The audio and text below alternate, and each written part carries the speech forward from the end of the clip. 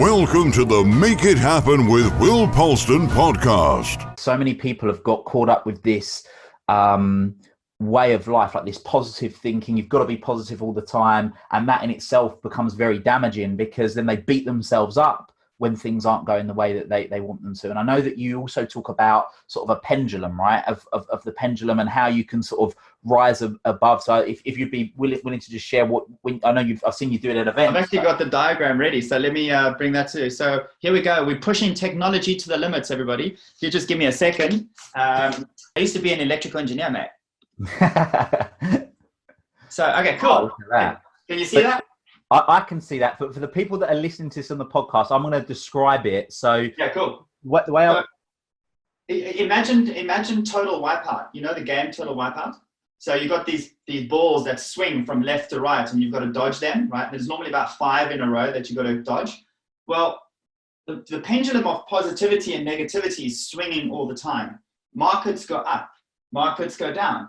So the problem is that most people are impacted by downward markets, upward markets, mentally, emotionally. Like how many people commit suicide when the economy crashes, okay? So what they're not realizing is that the economy is always going to crash at some point. So then don't freak out about it, just prepare for it. Relationships are always going to recreate and then die, recreate, die. We live in a world where, everything that starts finishes. We got, isn't it Easter coming up as well? How interesting is that, right? So Easter is a representation of resurrection. Every film you watch, someone dies and then they resurrect into a new form of love or purpose.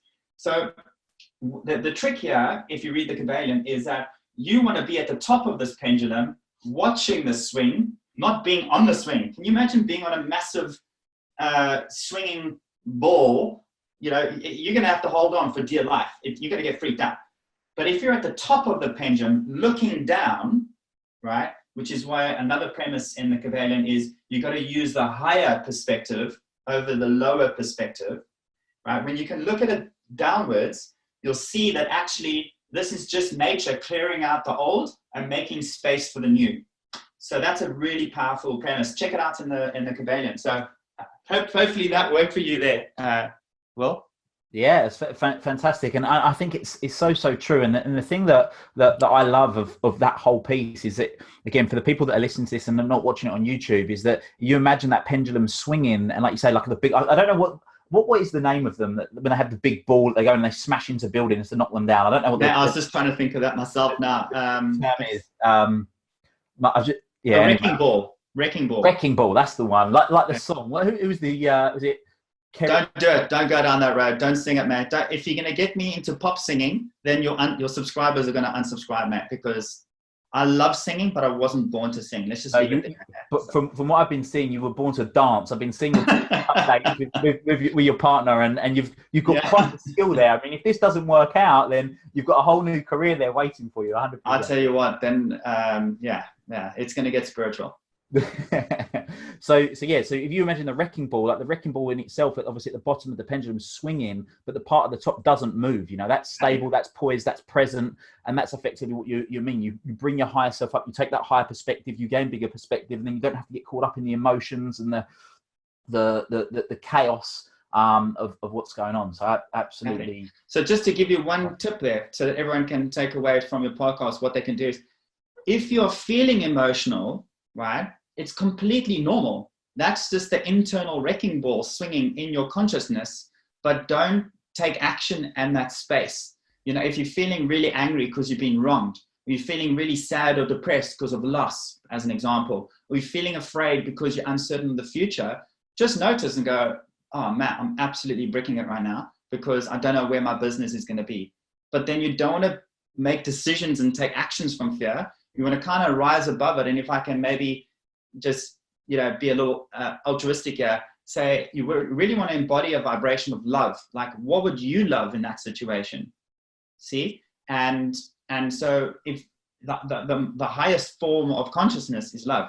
And so if you can focus on what you love and helping people do what they love, then that's, if I may give people a little tip here to take away from the podcast, those are two very powerful questions you can ask yourself. And the more you ask yourself those two questions, the less the wrecking ball of your emotions will have an impact over you. So, you've seen me speak. Often I actually get up on stage, particularly if it's an environment I'm not familiar with, I'll feel super anxious, particularly when people expect you to do well. When you're not really known, then you can kind of go on stage and be yourself and people have no expectations. Then you start to get a little bit known and people are like, oh yeah, I flew all the way from here to come and see you. And it's like, oh, wish I didn't know that. So your wrecking ball is always active, you see. But when I go on stage for speaking, for example, the first couple of minutes, I'm probably anxious as hell. Like I was about to ask the first girlfriend out, at the age of 14 or something. But I'm focusing on doing what I love, which is to impact the audience. And then what I find is the emotions sometimes disappear immediately. And sometimes they take a bit longer, maybe hours or even days, depending on what the situation is in your life. So just a tip for people to take away from this podcast. No, I love that. Thank you for sharing. So just to reiterate, the two questions are: what would I love? And what can I do to help people get what they love?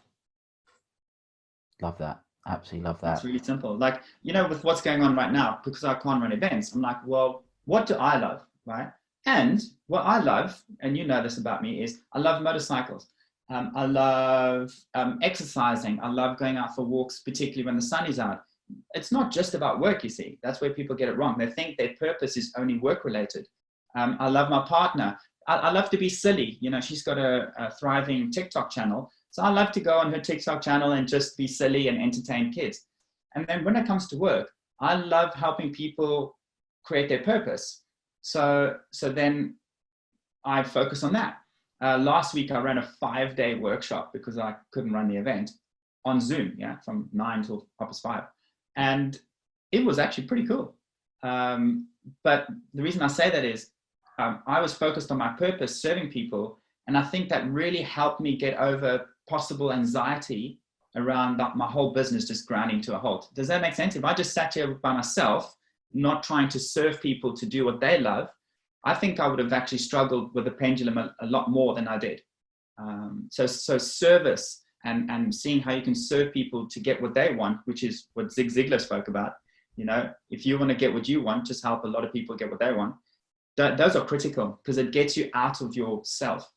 You can find the full episodes of the Make It Happen with Will Polston podcast here on YouTube, on iTunes, Spotify, and all other major podcast platforms.